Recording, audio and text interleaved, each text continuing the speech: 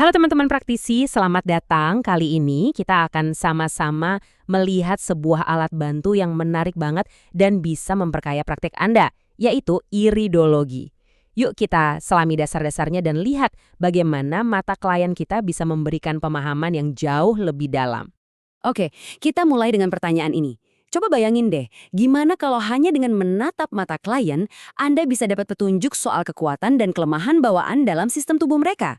Kedengarannya luar biasa ya? Nah, inilah yang coba ditawarkan oleh iridologi. Anda pasti sering dengar kan ungkapan kalau mata itu adalah jendela jiwa. Nah, dalam iridologi, konsep ini kita bawa selangkah lebih jauh lagi. Mata ternyata juga bisa jadi jendela bagi kondisi fisik tubuh kita, semacam cermin dari apa yang sebenarnya terjadi di dalam.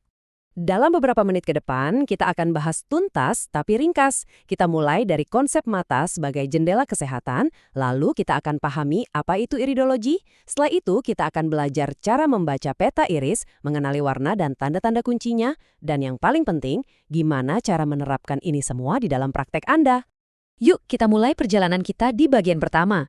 Di sini, kita akan membangun fondasi pemahaman kita tentang bagaimana sih mata bisa berfungsi sebagai cerminan kesehatan. Yang menarik di sini adalah setiap bagian mata itu punya peran unik.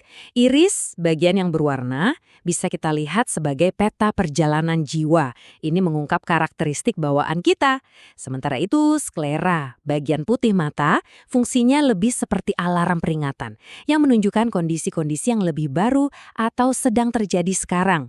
Nah, setelah kita paham metaforanya, yuk kita bedah lebih dalam lagi. Sebenarnya apa sih iridologi itu dan informasi apa aja yang bisa kita gali dari sana?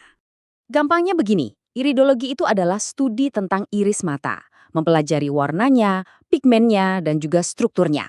Tapi yang paling penting untuk diingat, tujuannya itu bukan untuk mendiagnosis atau melabeli penyakit ya, tapi lebih untuk memahami kecenderungan tubuh seseorang, kekuatan dan kelemahan yang mungkin mereka miliki sejak lahir. Jadi ada 3 hal utama nih yang bisa kita lihat. Pertama, potensi kekuatan dan kelemahan organ. Kedua, kita bisa lihat juga karakter atau perilaku bawaan seseorang. Dan yang ketiga, ini yang berharga banget buat kita sebagai praktisi holistik, adalah petunjuk soal akar penyebab dari sebuah keluhan. Nah, gambar pohon ini pas banget buat ngejelasin poin yang barusan. Seringkali kan, kalau kita menangani masalah kesehatan, kita fokusnya cuma di daun atau gejalanya aja. Padahal kita lupa sama akar masalahnya. Iridologi ini ngajak kita buat melihat lebih dalam, sampai ke akarnya. Oke, sekarang kita masuk ke bagian yang paling praktis dan seru. Gimana cara kita membaca iris? Nah, kuncinya ada pada sebuah alat yang luar biasa, yaitu peta iris. Dan ini dia peta iridologi. Kelihatannya rumit banget ya, tapi idenya sebenarnya sederhana. Setiap bagian kecil di iris itu dipercaya terhubung dengan organ atau sistem tubuh tertentu. Anggap saja ini panduan kita untuk menerjemahkan apa yang kita lihat di mata. Tapi tenang dulu, jangan panik lihat peta yang rumit tadi, kita nggak perlu kok menghafal semuanya sekaligus.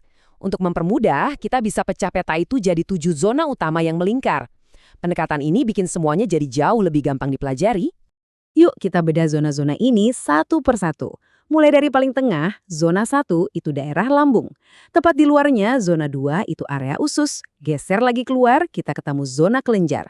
Lalu zona organ-organ tubuh, kemudian ada kulit dan sistem limfatik, dan yang paling luar adalah sistem saraf. Cukup logis kan urutannya? Nah, sekarang kita udah punya petanya. Terus apa dong yang harus kita cari? Salah satu petunjuk pertama dan yang paling gampang kita amati di iris itu adalah warna dan pigmentasinya.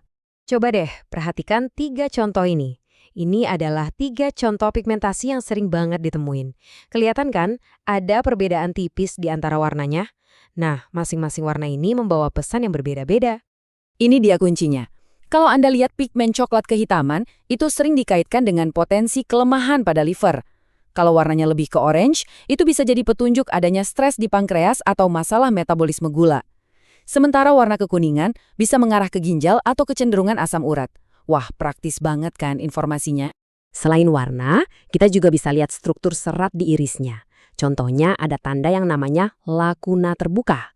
Itu istilah buat area di mana serat irisnya kelihatan renggang atau terpisah. Ini bisa nunjukin potensi kelemahan di jaringan tubuh pada area itu. Tapi menariknya, Ini juga bisa mencerminkan sifat emosional seseorang seperti keterbukaan atau kepekaan. Ini bukti nyata hubungan erat antara tubuh dan pikiran.